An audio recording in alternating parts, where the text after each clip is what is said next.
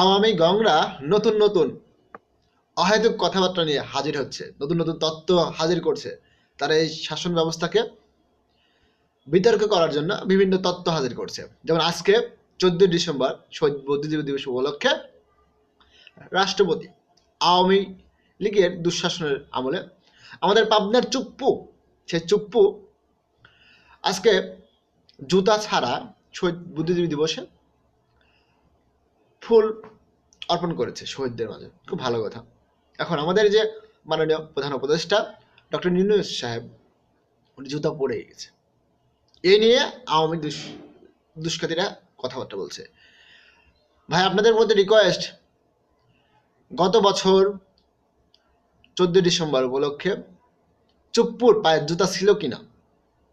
আজকে সেনাবাহিনীর 2 সদস্য দুপাশে দাঁড়িয়েছিল, তাদের পায়ে জুতা ছিল কিনা? তারা কি দেশকে ভালোবাসে না?